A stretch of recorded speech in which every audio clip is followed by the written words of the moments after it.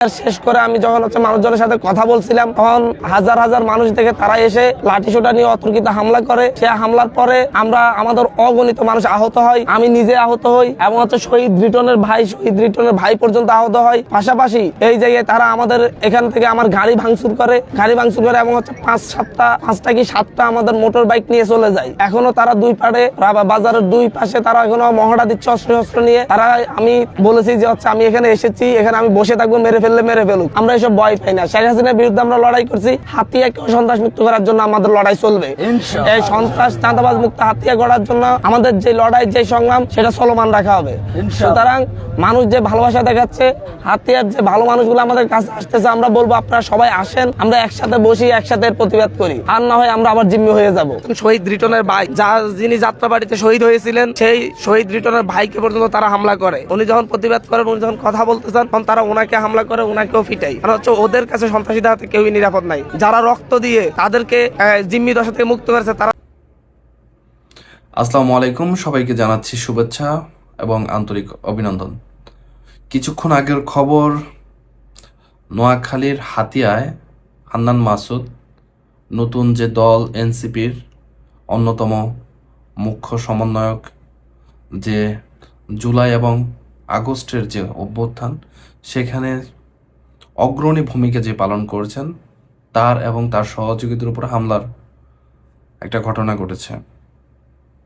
আজকে সন্ধ্যার সময় দেখছিলাম যে বিশাল একটা শোডাউন দেওয়া হয়েছে হান্নান মাসুদের পক্ষ থেকে হাতিয়াতে, এবং হাতিয়াতে সে এখন ব্যাপক জনপ্রিয় বলে ধরে নেওয়া হচ্ছে। এবং তার অন্যান্য যে কাজগুলো, ফেরি নেওয়া এবং এলাকার হাতিয়ার যে মানুষের জন্য যে কাজ করে, আপনারা সবাই জানেন যে হাতিয়া অন্তত অনেক দুর্গম একটা এলাকা, যেখানে যাতায়াতের ভালো কোনো মাধ্যম নেই। সেসব জায়গায় তিনি নানা লবিং করে কাজ করছেন। আসলে দুর্নীতি না করে যদি লবিং করে যদি কাজ করা যায়, তার মধ্যে অপরাধের কিছু নেই। এটা কারো কারো চক্ষুশূল হয়েছে বলে ধারণা করা হচ্ছে, এবং সেই পরিপ্রেক্ষিতে হান্নান মাসুদ এবং তার সহযোগীদের উপর হামলা করা হয়েছে।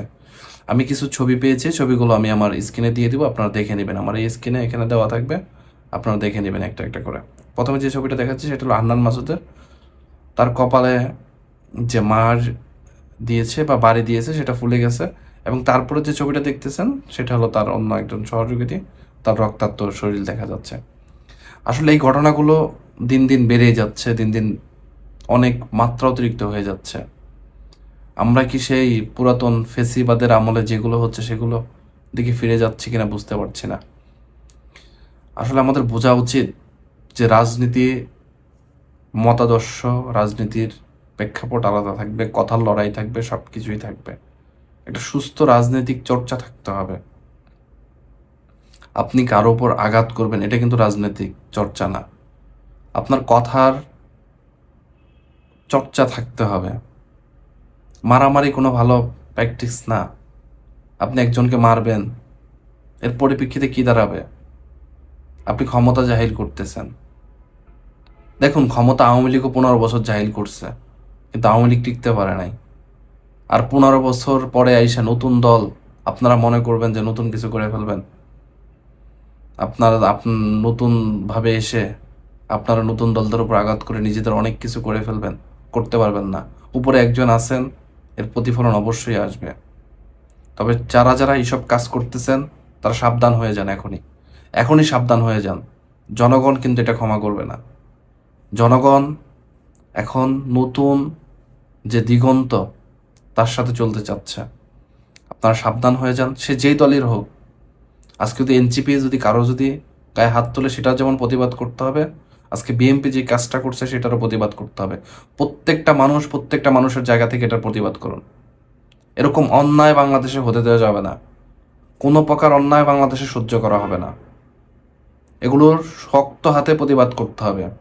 মানুষ সাহস পায় কিভাবে একজন মানুষ আরেকজন মানুষের গায়ে হাত তুলতে? এটা কি ফেসিবাদীর যুগ চলতেছে? 15 বছর অনেক সহ্য করা হয়েছে। 15টা বছর আওয়ামী লীগ প্রত্যেকটা মানুষের হারে হারে যে ব্যথা, সেটা দিয়ে গেছে। নতুন করে আর কোনো ব্যথা চাই না। নতুন করে এই আবার ফেসিবাদের জন্ম চাই না। আবার নতুন করে কোনো প্রকার এই মারামারি, এই কাটাকাটি, এই হানাহানি এগুলো চাই না। আপনারা রাজনীতি করেন, একজন আরেকজনের বিপক্ষে সারাদিন বলেন, কোনো কিছুতে কোনো বাধা থাকবে না, কিন্তু একজন আরেকজনের গায়ে হাত তুলবেন, এটা মানা হবে না।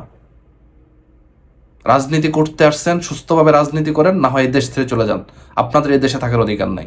মারামারি করার জন্য এই দেশটা না।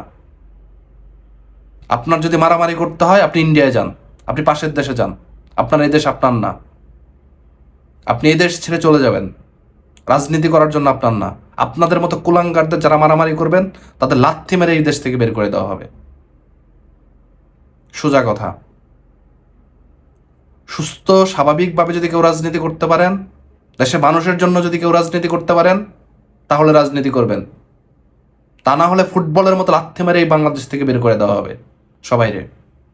এটা মগের মূল্যক না, এ দেশটা কারো বাপের না, কারো জমিদারির তালুক না, এটা মধ্যযুগী কারবারে চলবে না এখানে। আর সবাই সাবধান হয়ে যান, যারা এসব কর্মকাণ্ড করছেন সবাই সাবধান হয়ে যান। সম্মানিত দর্শক, অতিরিক্ত উত্তেজনা হয়ে গেছে, কারণ অনেক কষ্ট করে ভাই জুলাই আগস্টের যে 15 বছরের যে দুঃশাসন, অনেক কষ্ট করে এই জায়গায় এসেছি। আবার নতুন করে সেই জায়গায় ফিরে যেতে চাই না। জীবন থেকে অনেক কিছু স্যাক্রিফাইস করছি। যারা স্যাক্রিফাইস করছে শুধু তারাই জানে এই অর্জনটা কত বড়। সবাই ভালো থাকবেন। আসসালামু আলাইকুম।